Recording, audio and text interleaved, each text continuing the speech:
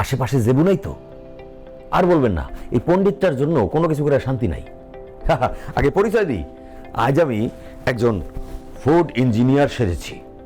আজ আমি দেখাবো কিভাবে গুঁড়া ধনিয়ার ভেজাল নির্ণয় করতে হয়। প্রথমে আমি নিয়ে নিচ্ছি 1 গ্লাস পানি আর 1 টেবিল চামচ ধনিয়ার গুঁড়া। এবার এই গ্লাসের পানিতে ধনিয়ার গুঁড়া দিলাম ছেড়ে, তারপর দিলাম ঘুটা ঘুটা ঘুটা ঘুটা ঘুটা।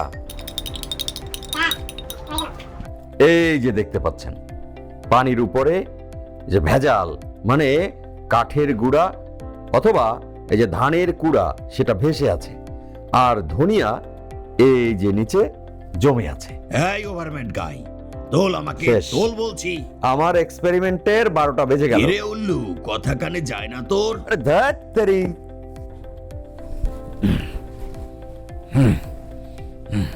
কি হয়েছে? আমাকে থানায় নিয়ে চল এখনই। কেন? তোমাকে আবার থানায় নিয়ে যাব কেন? আমি তোর নামে মামলা করব। মামলা করবে আমার নামে? কেন? আমি আবার কি করলাম? তুই ভেজাল নির্ণয় করার অবৈজ্ঞানিক অসমর্থিত পদ্ধতি শেখাচ্ছিস। শুধু তাই না, তুই নিজে নিজে ফুড ইঞ্জিনিয়ার সেজেছিস। তুই একটা ভণ্ড। তোর নামে মামলা আমাকে করতেই হবে। পিএসটিআই ল্যাব সার্টিফিকেট সব তুলে দেয়া হোক। কারো পড়াশোনা করার দরকার নাই, ডাক্তার ইঞ্জিনিয়ার হওয়ারও দরকার নাই। সবাই গিয়ে ওই ফেসবুক, গুগল আর ইউটিউবে ভর্তি হয়ে যাক। আরে মানুষ তো এখন অনেক ব্যস্ত, তাদের হাতে সময় নেই। সময় গেলে সাধন হবে না। এই ভেজাল খেয়ে আর নিজে নিজে মাতব্বরি করে একদিন সময়ের ফিরেই পড়বে মানুষ। তখন চিকিৎসার পেছনে অঢেল টাকা খরচ করে আর কুল কিনারা পাবে না।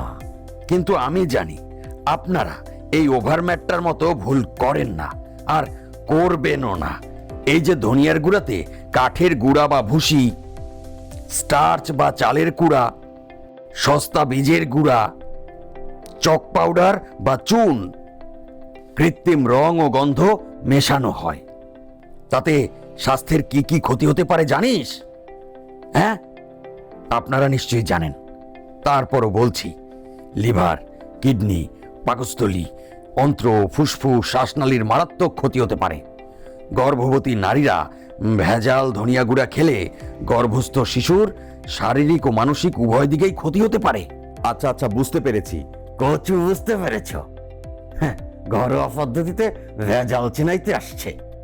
এইসব ঘরোয়া পরীক্ষা না করে পণ্য কেনার আগে বিএসটিআই এর অনুমোদন আছে কিনা, বিশুদ্ধতা যাচাই করার জন্য সরকার অনুমোদিত ল্যাব থেকে টেস্ট করার সার্টিফিকেট আছে কিনা, সেই সার্টিফিকেটে এই সব মান, যেমন ময়েশ্চার সর্বোচ্চ 9.0%, অ্যাশ সর্বোচ্চ 7.0% এবং অ্যাসিড ইনসলিউবল অ্যাশ সর্বোচ্চ 1.5% থাকলে তবে এই পণ্যটি কিনতে পারবে।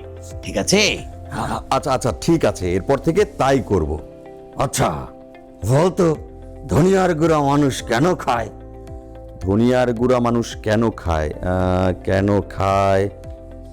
যেভাবে মাথা চুলকাচ্ছিস তাতে তো মনে হচ্ছে তোর মাথায় চুল একটাও থাকবে না। ওরে গন্ডমূর্খ! খাবারে চমৎকার সুগন্ধ, হালকা মিষ্টি স্বাদ এবং ঘন গ্রেভি বা ঝোল আনার পাশাপাশি হজম শক্তি বাড়াতে, গ্যাস বদহজম দূর করতে, রোগ প্রতিরোধ ক্ষমতা বাড়াতে দারুণ কার্যকরী। তবে তবে তবে খেতে হলে ঢেকি ছাটা ধনিয়ার গুঁড়া খাবি। ঢেকি ছাটা ধনিয়ার গুঁড়ায় ধনিয়ার সমস্ত গুণাগুণ অক্ষুণ্ণ থাকে। মেশিনে বানানো ধনিয়ার গুঁড়ায় ঘর্ষণের ফলে মেশিনের যে তাপ উৎপন্ন হয়, সেই তাপে গুণাগুণগুলো নষ্ট হয়ে যাওয়ার সম্ভাবনা থাকে। আপনারাও ঢেকি ছাটা ধনিয়ার গুঁড়া খাবেন, কিন্তু আর একটা কথা, আর কি? তুই চুপ থাক। আপনার কিন্তু সবসময় মনে রাখতে হবে, আপনি আপনার পরিবারের ফুড গার্ডিয়ান। কাজেই আপনি বিশ্বাস করে যে পণ্যটি কেনেন, সেই পণ্যটি আপনার বিশ্বাসের মর্যাদা রক্ষা করছে কিনা সেটা অবশ্যই খেয়াল করবেন।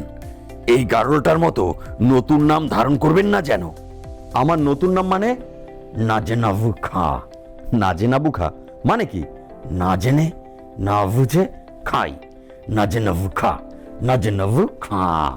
খাবেন আমার মতো, জেনে বুঝে খাই, যে ভু খা। ভেজাল নাই .com